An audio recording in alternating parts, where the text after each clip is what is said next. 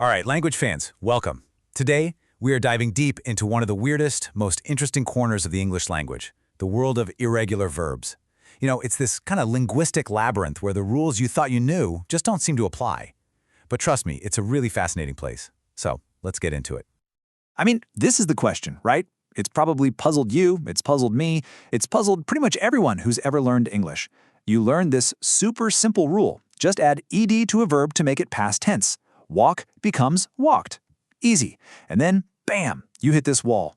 Why in the world does go become went? They don't even look alike. It makes zero sense. Well, that's the big mystery we're going to solve today. So let's start at the beginning. We're stepping right into what I like to call the irregularity conundrum. And the first thing we've got to do is figure out what we're even dealing with. What actually makes a verb irregular? So, what is an irregular verb, really? Well, think of it like this. It's a rebel. It's a verb that just totally defies conventional rules. Instead of just following the crowd and adding a simple ed, it decides to do its own thing, creating a completely unique form for its past tense. And this comparison just makes it crystal clear. Over on the left, you've got your nice, well-behaved regular verb. Walk just becomes walked. Simple, predictable. But on the right, there's our rule breaker. Go completely transforms into went. It's a totally different word. This right here is the heart of the conundrum. Okay, so now that we know what they are, let's meet some of the most famous ones. English has this whole cast of these quirky characters, and we're about to meet a few key members of this rogues gallery. First up, eat. You didn't eat at dinner last night, did you? No, you ate dinner. It's just a little vowel change, but it makes all the difference, and that's a theme you're going to see a lot. And then you've got break. You didn't break the glass, you broke it. It's another one-of-a-kind change. You can kind of see how each of these verbs has its own little personality, its own history. And let's look at speak. You spoke to your boss. It feels a little like break, right? Speak becomes spoke. When you see them all together like this, you really start to get a sense of just how deep this linguistic labyrinth goes. All right, I know what you might be thinking right about now. This is just total chaos. How could anyone possibly learn all of these? But hold on. Don't worry. This is the part where we get our toolbox out.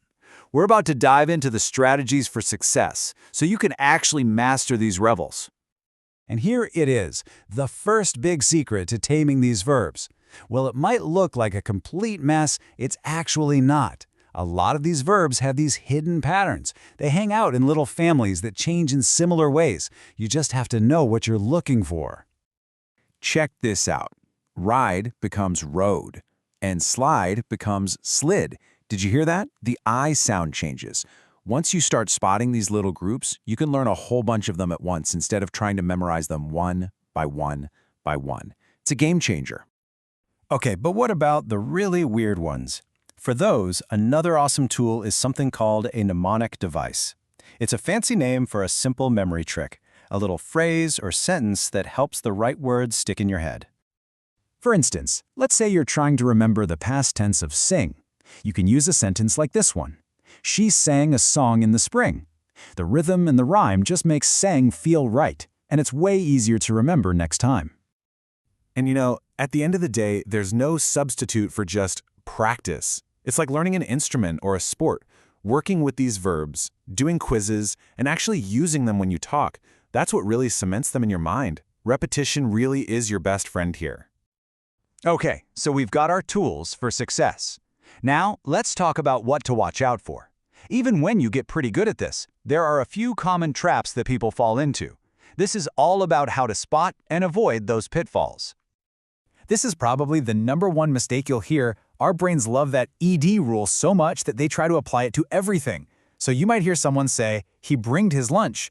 But of course, the correct irregular form is brought. Just being aware of these common slip-ups is half the battle. So we've found patterns and we've got our memory tricks, but I have to be honest with you. Some verbs are just true outliers. They are the ultimate rebels that don't fit into any category or follow any pattern at all. And here are the two most famous ones. Go, becoming went, is, well, it's a whole story from deep in linguistic history. And then there's the verb be, which is so unique it gets two past tense forms, was and were. These guys are in a league of their own. You just have to learn them as they are. So after all of this, the rules, the patterns, the exceptions to the exceptions, you might be wondering, what's the point? Why bother? Well, this brings us to the ultimate reward, understanding why these verbs are so crucial to the rich, complex, beautiful tapestry of the English language. Yeah, they can feel like a pain, but irregular verbs are not mistakes. They're like little linguistic fossils, remnants of older forms of English that have somehow survived for hundreds of years. They add history, richness, and nuance that make the language so incredibly expressive. They are a feature, not a bug. And I think this quote just perfectly reframes the whole thing. Think about it this way. Learning irregular verbs is like solving a puzzle. Each new verb unlocked is a victory. It's not a chore, it's a code to be cracked. And every single one you get right is a small but super satisfying win.